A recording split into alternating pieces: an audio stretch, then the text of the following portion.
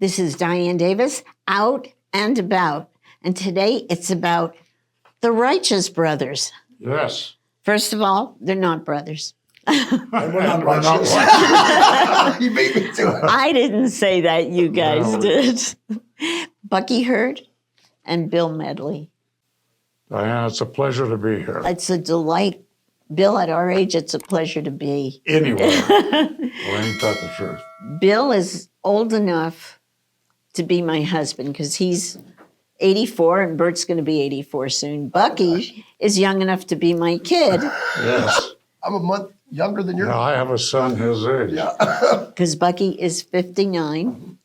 But together, you are the Righteous Brothers and you are ageless. Well, thank you. Let's talk first with the elder statesman, That a girl. Bill Medley. Bill, we have limited time, so in a paragraph, how did the Righteous Brothers start? Well, both Bobby and I were raised in Orange County. He was Anaheim, I was Santa Ana. And we had a friend that was working in Vegas here a lot, and he wanted to stay home in Orange County. So he wanted to put a band together that would get a lot of work. So he took Bobby and Bobby's drummer and me and my guitar player and put us all together. And that was what year? Oh, boy. 1960, 61 maybe. Okay. Yeah. And when Bobby and I started singing, we were kind of raised on the same music, rhythm and blues, and it was just kind of magical, you know. Kind of like when Bucky and I put this together. It just worked. Back in those days, if you were rolling along, you made records. Records. What was your first record and what was your first hit record? Well, I had a couple of records before I met Bobby. I was actually in the business, and but the first record that Bobby and I had was Little Latin Loopy Loo, was a West Coast hit, and a song I wrote about a girlfriend of mine. And That was what year? boy, that was 63 maybe. You keep talking, I'm going to check. Don't check me. I'm going to check you. Catch all my lies. Okay. What came after that? See, okay, 1962. 62, Little Latin. That's what it says here. Yeah, that sounds. And I got it from the internet, so it must be true. Gotta be Gotta be true. 100%. Gotta be true. What came after that? Then both Bobby and I wrote a song called My Babe. That was the next one. And then I think Coco Joe, a song that Sonny Bono actually wrote. And then Phil Spector wanted to produce this, and he produced, he called Barry and Cynthia Mann and said, I'm going to produce the Righteous Brothers, and I need a song. And they wrote You've Lost That Love and Feeling. Oh, and that'll live on forever. The rest is history. The Literally, rest yeah. is history. Well, I called him and I said, you didn't write us a hit song, you wrote us a career. And that's the truth. So you've been roaming the United States and the world for how many years now? Well, in reality, since 64 is when we really started traveling. We were the opening act for the first American Beatles tour. Oh my gosh. And the first American Rolling Stone tour. Wow.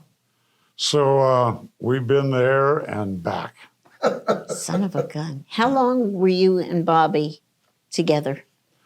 We were together from 60, I'm going to say 62 to 68. Then I left Bobby, and 6 years later we went back in 74 and worked 2 years together. Then my ex-wife passed away, but we had a 10-year-old son.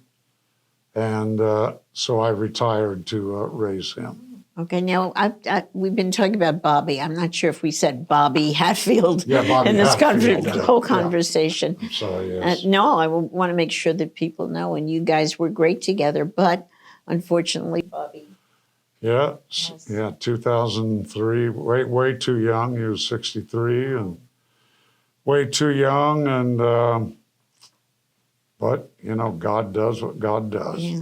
What was the pinnacle, the highlight for you in those years with Bobby?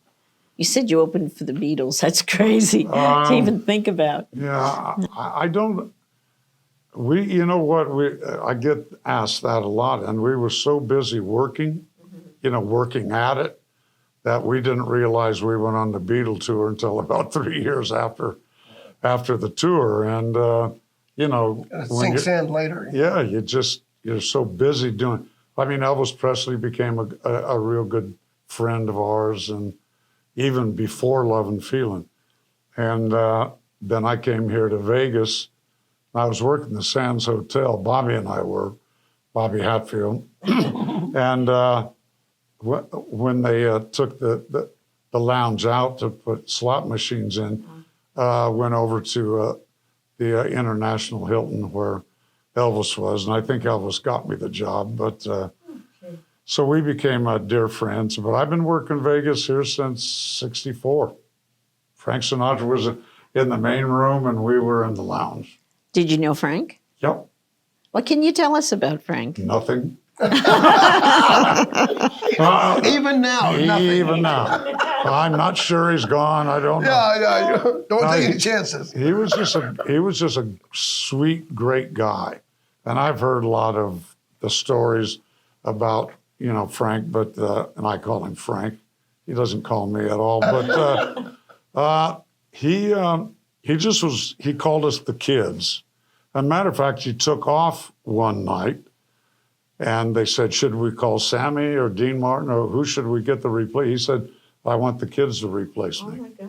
So we went into the main room and replaced Frank Sinatra. Well, the audience wasn't very happy, but we were thrilled to death.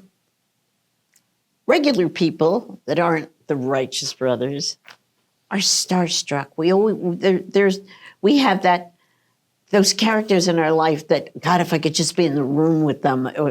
What about you? Are you starstruck at all? And I'm starstruck all the time. I'm a great, Every time you look in the mirror. every dang time. I say, oh man, we're still here. Well, look at that. Yeah. Yeah, I mean, obviously Elvis Presley and the Beatles and the Stones, and but I real starstruck was when I first met Little Richard and Ray Charles. So once I met Ray Charles, I figured, okay, I'm in. Yeah. okay, and who's out there that you want to meet? Bucky Hurd. I'll give you $5. I'll get to you later. Actually, I'd like to run into Bruno Mars because Bobby and I knew Bruno when he was like 3 years old doing Elvis Presley in Hawaii, and we got to know him real good. I'd love to run into him. I think he's phenomenal. He's old school and he's just terrific. That was part one of my fabulous interview with the Righteous Brothers. Tune in again next week for the next part.